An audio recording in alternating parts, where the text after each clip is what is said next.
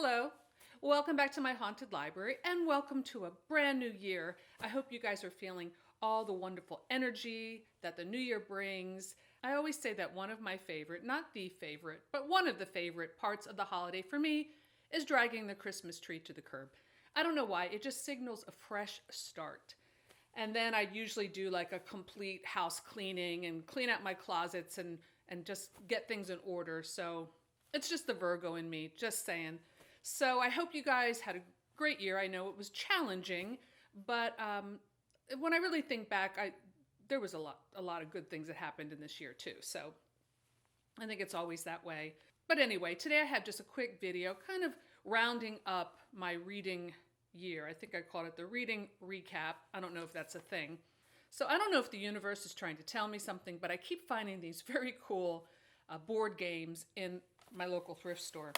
This one is the Nancy Drew mystery game. It's making me choke a little bit. The actual box, unfortunately, is really beat up, but the board game inside is in perfect condition. So I'm just thinking this must have been in someone's garage somewhere. I've never seen a Nancy Drew board game. If any of you guys know anything about this game or if you've ever played, let me know. But it has these really cool it has her little car, the Nancy Drew car, and the different places in her life. I'm going to do a close-up of the board so you can see.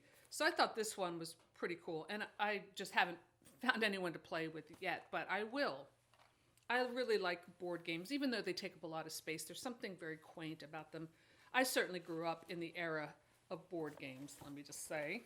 There are 3 different Antique Mart thrift stores in my town, and I was out shopping with a friend of mine, and I found this, the amazing Kreskin ESP game. This I tried out, and I actually got the pendulum to work just using the power of my mind on the first try. Now, I don't know if that was beginner's luck or what, but this one I'm really going to have fun with. And then the last one is at the same place, one of the same places, I think where I got the Nancy Drew one, yeah, is a Ouija board. This is like in great condition. It looks like it was never out of the box, but so I don't want to fool around with this Ouija board. I'm going to treat it with Florida water, which a Haitian friend of ours said is the proper thing. He should know. He's done voodoo masses before.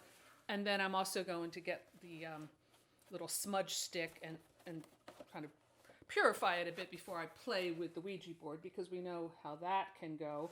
I do have my own Ouija board that I use, but I couldn't resist. This is the type that I remember when I was a kid, that came out in like the 60s.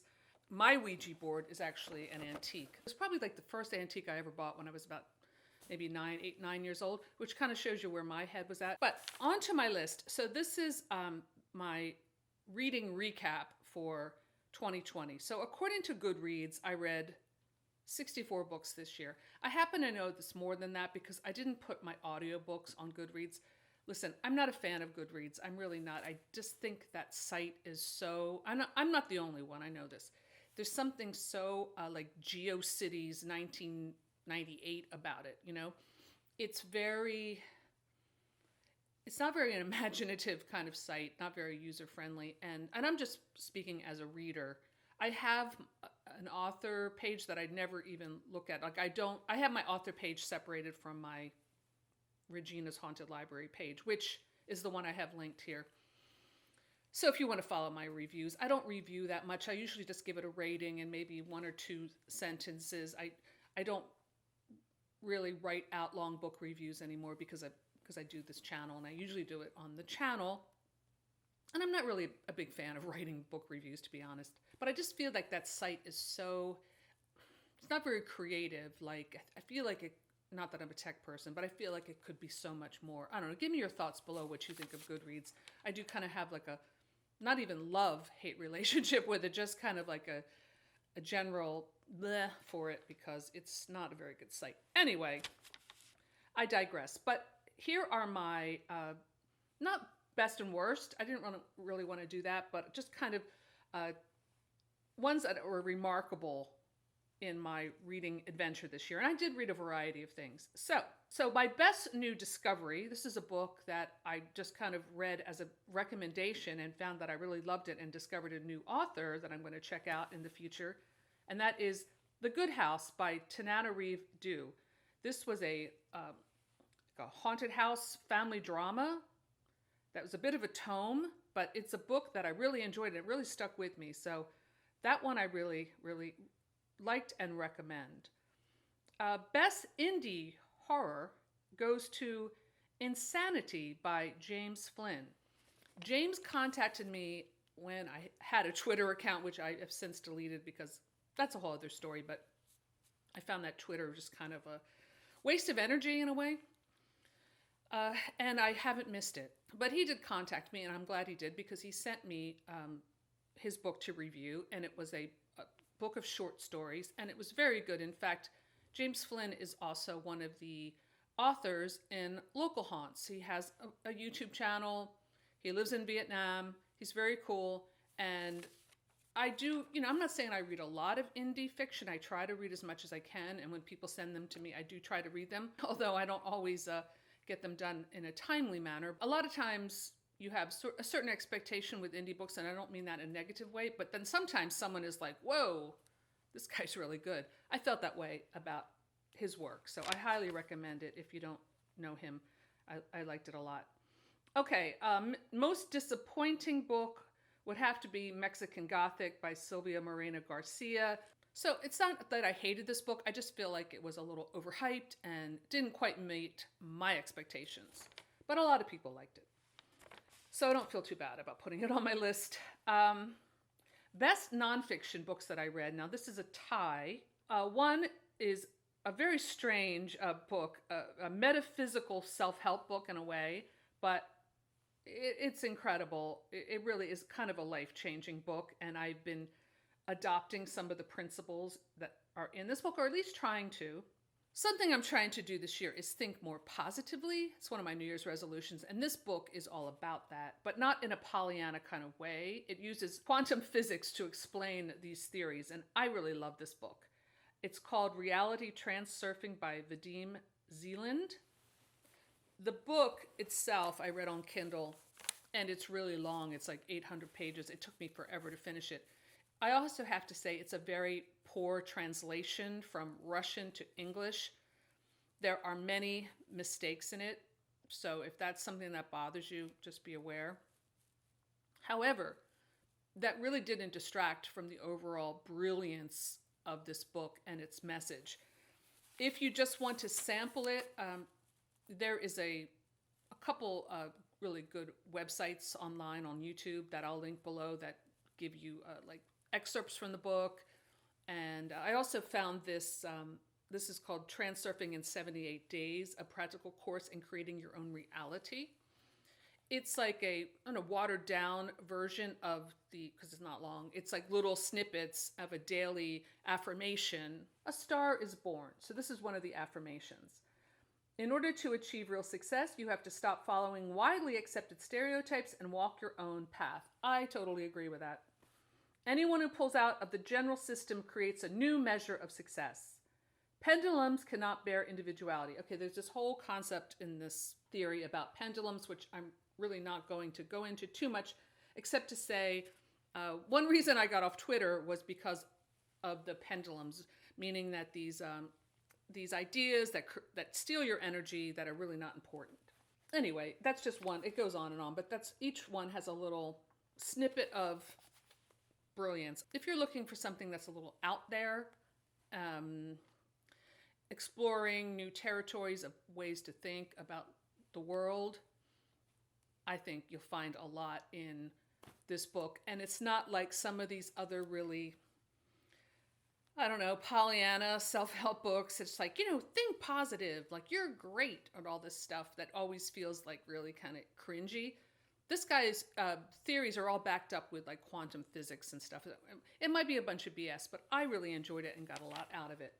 So that was one of my favorite nonfiction books. And my other favorite nonfiction book, and this is a tie, was The Cosmic Calendar by my friend Christopher Renstrom.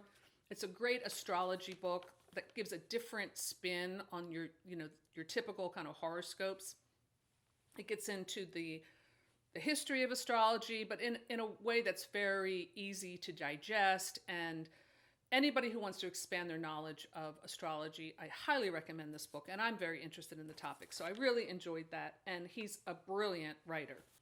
Best guilty pleasure read would have to be Heaven by V.C. Andrews. I have been on a V.C. Andrews kick. I've done some videos about V.C. Andrews lately. I've done a few throughout the year. And I am currently reading the next series after the Castile series, the Cutler series. V.C. Andrews didn't write it, but it's based on kind of her style and maybe implementing some of her notes, perhaps. But anyway, it's trashy. It's wonderful. I love it. And I'll be doing a review on that soon. I'm on the first book called Dawn, and I'm just enjoying the heck out of it. Best classics. Again, I have a tie on this one, and that is for I Am Legend by Richard Matheson, which I finally read this year and absolutely loved it. It's a classic. In fact, I want to find a really nice version of it, maybe a leather-bound classic. I'm going to look for it this year. And the second one in this category is Dracula by Bram Stoker, which I read, well, I did the audiobook, and it was amazing. I really enjoyed it and got so much out of it this time listening to it. And the reader was great and did all the different accents and voices. And if you found that you maybe have had trouble with that book, check out the audiobook. I highly recommend it.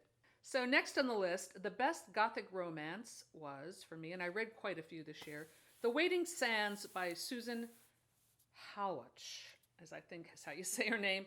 And I have to thank my friend Chuck, the book dweller, for sending me this book. Otherwise, I'm sure I would have never read it. So thank you, Chuck. I love when someone gives me a book that turns out to be my favorite book of the year. It was actually 2 books in one. Both books were great. I will continue always to read that author.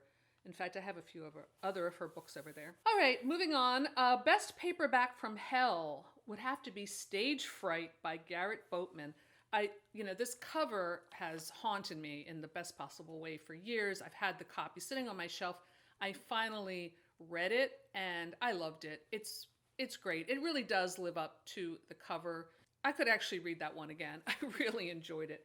It was so much fun. Most challenging read would have to be Dune by Frank Herbert. I spent a good part of the summer reading Dune and really taking my time with it. And I did enjoy it, but I found that I had to really pay attention. Like I couldn't have anything on background noise. And if I didn't focus, I would kind of lose what was going on. I really love that book. And I probably will read it again. I do have it on audiobook. So when I was reading it, I did read sections of it. I actually listened to most of it as I was reading each chapter. And that helped me really comprehend it. And I can't wait until the movie comes out. But will I continue in the Dune universe? I probably will this year because I always like to read some science fiction along the way.